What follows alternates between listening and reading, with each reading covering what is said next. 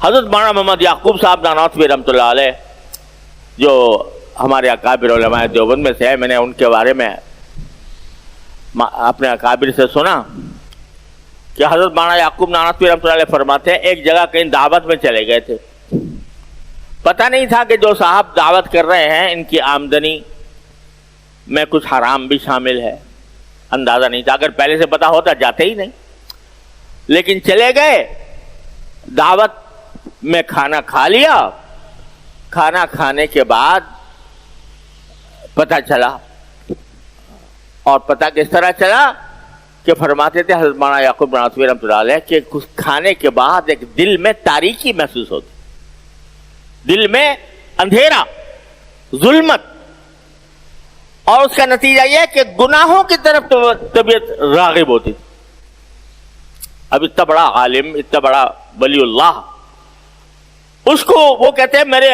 بار بار دل میں گناہ کی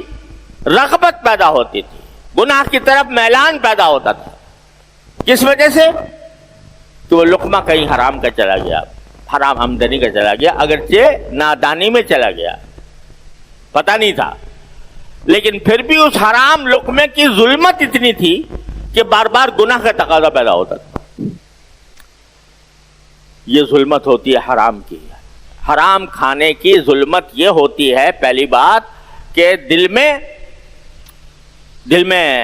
گناہوں کے تقاضے پیدا ہوتے ہیں، نیکیوں کی طرف سے رغبت ختم ہو جاتی ہے اور گناہوں کی طرف رغبت بڑھ جاتی ہے، اور اس کے نتیجے میں انسان اللہ بچائے گناہوں میں مبتلا ہوتا چلا جاتا ہے۔ یہ خاصیت ہے حرام کی۔ اور حلال کی خاصیت کیا ہے کہ حلال جب آدمی کھا رہا ہو چاہے تھوڑا ہی ہو لیکن حلال ہو تو اس کے کھانے کے نتیجے میں نیکیوں کی طرف رغبت ہوتی ہے۔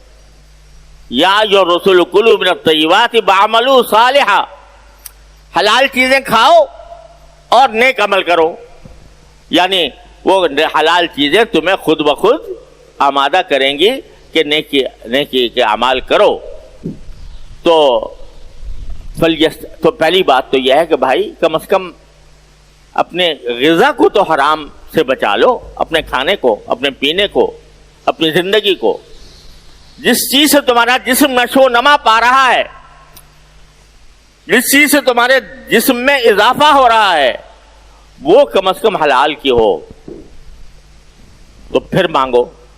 اور پھر مانگنے کے بعد اللہ تعالیٰ فرماتے ہیں کہ میں قبول کروں گا۔ اب اگر وہی دینے کی چیز ہوگی دے دوں گا، نہیں ہوگی تو کوئی بہتر چیز دے دوں گا۔